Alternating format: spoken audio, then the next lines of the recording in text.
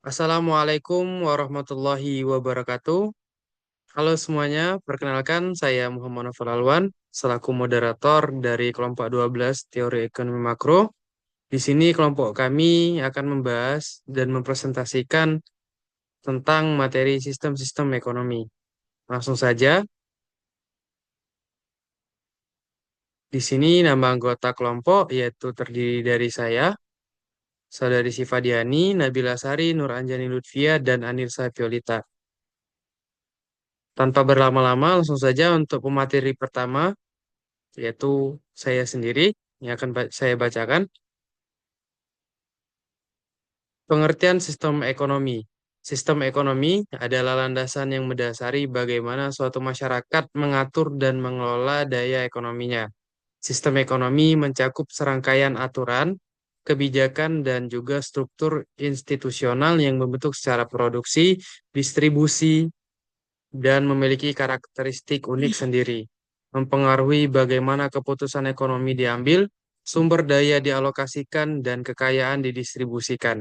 Sistem ekonomi dapat berkisar dari ekonomi yang terencana, yang memberikan peran dominan pada pemerintah dalam mengendalikan produksi dan distribusi. Di tengah-tengahnya juga terdapat sistem ekonomi campuran yang mencoba untuk menggabungkan beberapa elemen-elemen dari kedua pendekatan tersebut. Cukup sekian materi yang saya berikan. Lanjut saja untuk pemateri selanjutnya yaitu Saudari Nabila Sari. Kepada Nabila Sari kami persilahkan.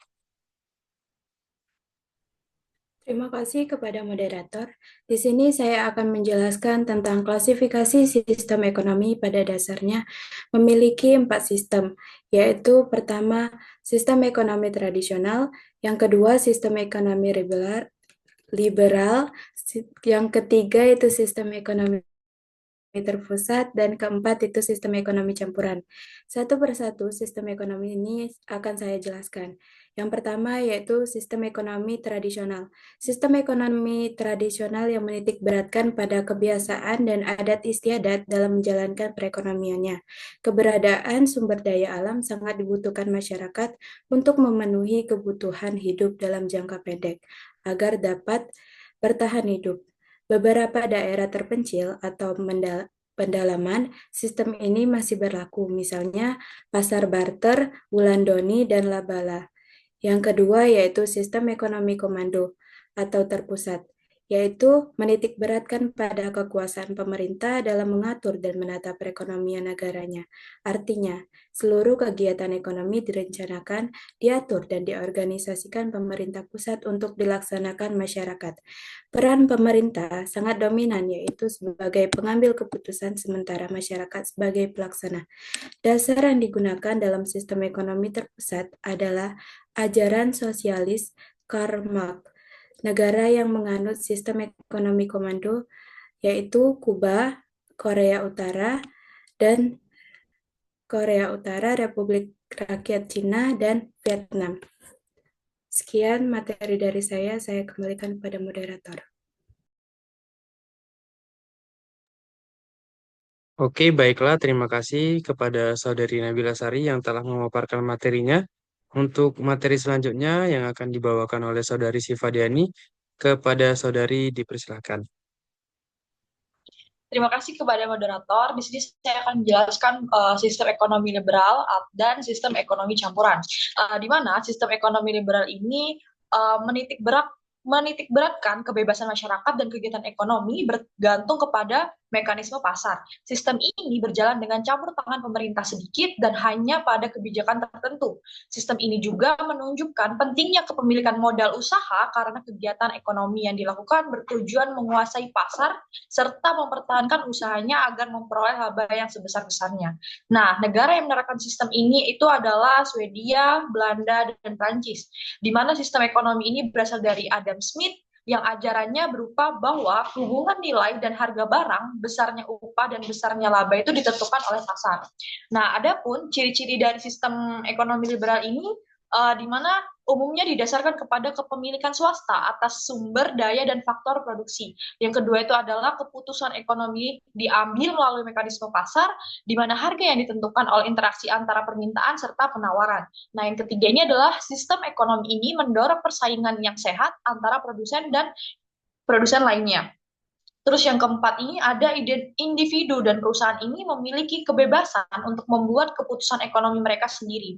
Yang kelima, pasar ini memberikan akses ke modal bagi perusahaan dan memberikan peluang investasi kepada individu. Yang keenam, sistem ekonomi ini bersifat fleksibel dan dapat menyesuaikan diri dengan perusahaan-perusahaan di dalam dan di luar pasar. Serta yang terakhir adalah konsumen sebagai penggerak menentukan jenis dan jumlah barang dan jasa yang akan diproduksi.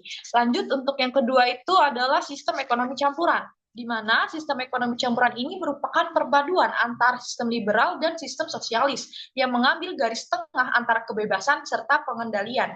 Ini juga berarti bahwa garis antara peran mutlak negara atau kolektif dan peran menonjol dari individu. Nah, pada sistem ini antara pemerintah dengan masyarakat atau swasta bersama-sama untuk mengikut serta meningkatkan kegiatan ekonomi. Nah, pemerintah sebagai pengendali dan stabilisator kegiatan ekonomi, sedangkan masyarakat sebagai pemberi kesempatan untuk melakukan kegiatan produksi, distribusi, dan konsumsi. Adapun ciri-cirinya juga itu yang pertama, sumber daya dan faktor produksi dimiliki bersama, yang kedua, pasar dan harga ditentukan oleh penawaran dan permintaan, yang ketiga itu regulasi dan kebijakan pemerintah memastikan adanya persaingan yang sehat serta melindungi konsumen dan menjaga stabilitas ekonomi. Yang keempat itu adalah intervensi pemerintah dalam distribusi kekayaan melalui kebijakan pajak dan lain sebagainya. Yang kelima adanya tujuan sosial dan ekonomi dalam mencakup pertumbuhan ekonomi, meningkatkan lapangan kerja serta meningkatkan kesejahteraan masyarakat. Dan yang keenam ini adalah kebebasan dalam berusaha dan berinvestasi, serta yang ketujuh adalah pasar tenaga kerja yang fleksibel. Itu saja yang dapat saya sampaikan, saya kembalikan kepada moderator. Baiklah, terima kasih kepada Saudari Syifa Diani yang telah memaparkan materinya.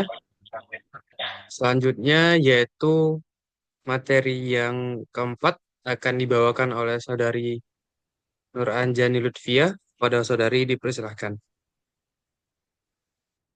Baik, terima kasih moderator atas waktunya. Di sini saya akan melanjutkan materi selanjutnya.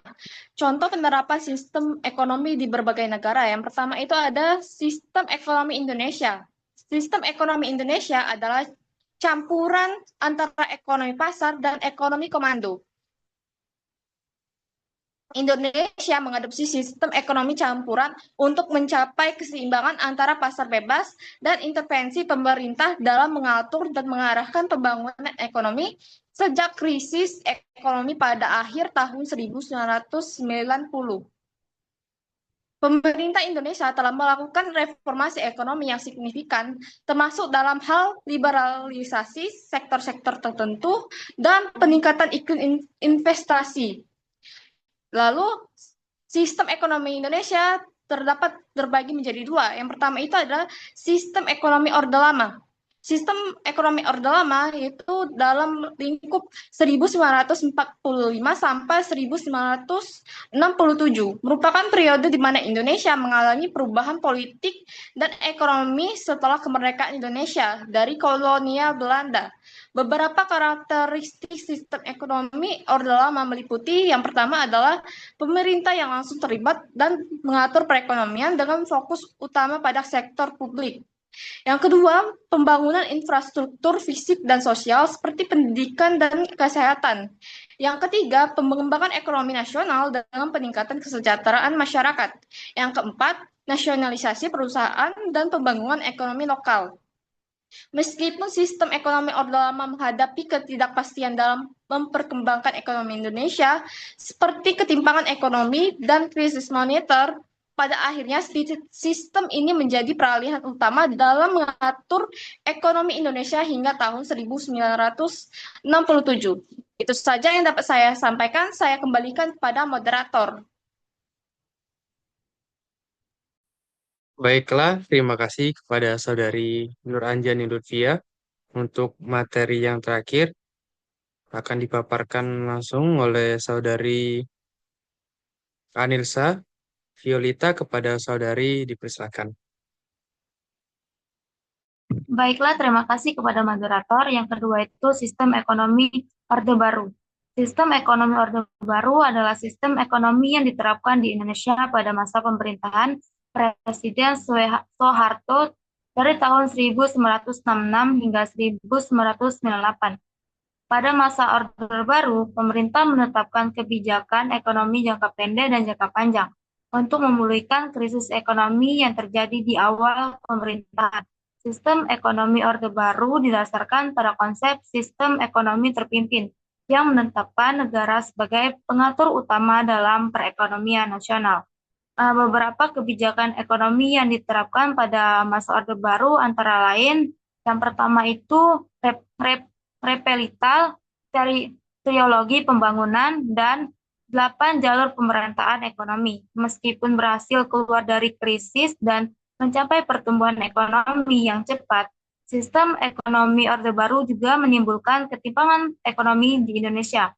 Pada akhirnya, krisis ekonomi pada tahun 1998 menyebabkan runtuhnya rezim Orde Baru. Terima kasih, saya kembalikan ke moderator. Baiklah, terima kasih untuk Saudari Anilsa Fiolita yang telah memaparkan materi terakhir.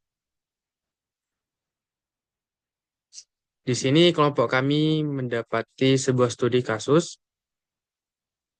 Boleh silakan dibaca untuk studi kasusnya tentang sistem ekonomi Cina dan implikasi. Untuk pertanyaannya, Cina telah menjadi pemain utama dalam perdagangan dan investasi global yang kita ketahui. Bagaimana sistem ekonomi Tiongkok mempengaruhi dinamika ekonomi global dan apa dampak bagi negara-negara lain? Itu untuk studi kasus dan pertanyaan kami. Untuk terakhir, yaitu terdapat kesimpulan. Kesimpulannya pada presentasi kali ini, yaitu sistem ekonomi merupakan seperangkat aturan yang mengatur keberlangsungan perekonomian suatu negara. Sistem ekonomi ini memberikan pengalaman mendalam tentang cara bagaimana masyarakat dalam menghadapi tantangan dan peluang dalam mencapai pertumbuhan perekonomian, kehidupan yang sejahtera, serta pemerataan kekayaan yang adil. Klasifikasi sistem ekonomi yang beragam memberikan pilihan bagi pemimpin negara untuk memilih sistem ekonomi yang baik yang bisa diterapkan di negara, namun menyesuaikan dengan kehidupan bermasyarakat. Sistem ekonomi yang baik inilah yang akan meningkatkan pertumbuhan dan pembangunan ekonomi serta memberikan kesejahteraan kepada para masyarakat.